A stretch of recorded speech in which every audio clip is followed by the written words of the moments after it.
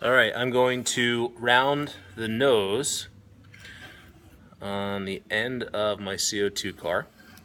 And again, I'm going to plan out what I'm going to do. So I'm going to use this hand as my guide hand, and I'm going to use my other hand to move it back and forth.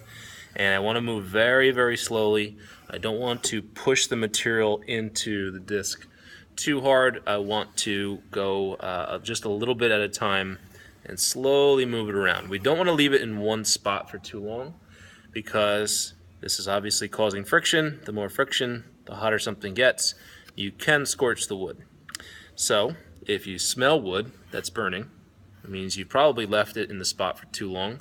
So we want to move back and forth, and we never want to use one spot on the disc for too long. So we kind of want to slide back and forth in that zone that we're allowed to use. So I'm going to turn the machine on now. It's going to get pretty loud. And I'm going to round off the nose, and we'll stop it properly. We'll take a look at what we produce.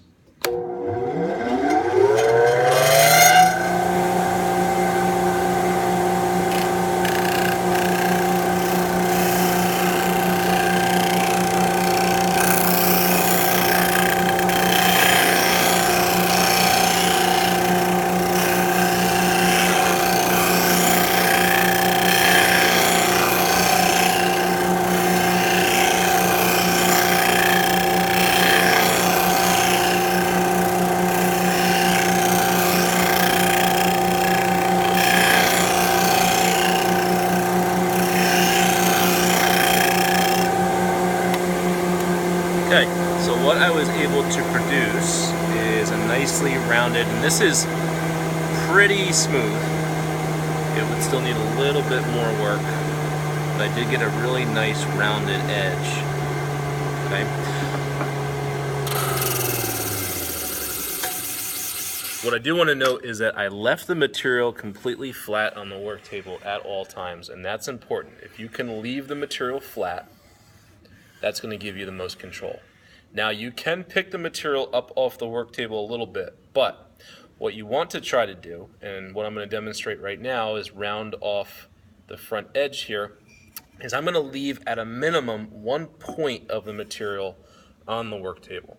The second you pick the material up and then touch it to the disc, it's going to want to pull it down to the work table, and you're going to lose control of it, and you could make a mistake. So as long as you have at least a point, some part of the material touching the work table at all times, that's how you get control over it.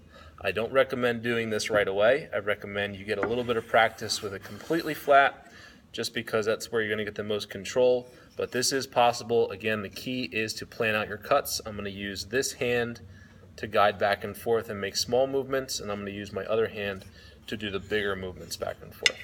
I'm always going to leave at least some part of the material on the work table. That's where I'm going to get my control from.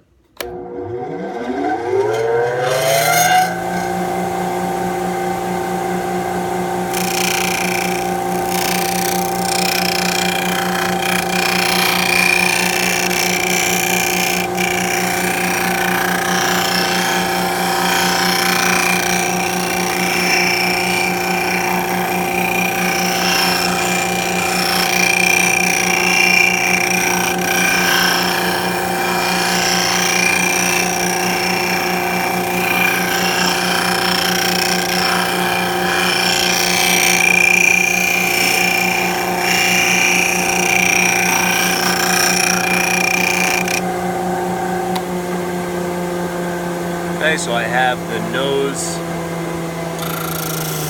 rounded off. It's not going to be perfect, but it can remove a lot of material very, very quickly. This is going to take some work to get cleaned up, but I have a pretty good start. The finish that it leaves is relatively smooth. It's not going to be perfectly smooth, but it's going to be considerably better than what you get out of the sauce. So that is using the disc sander.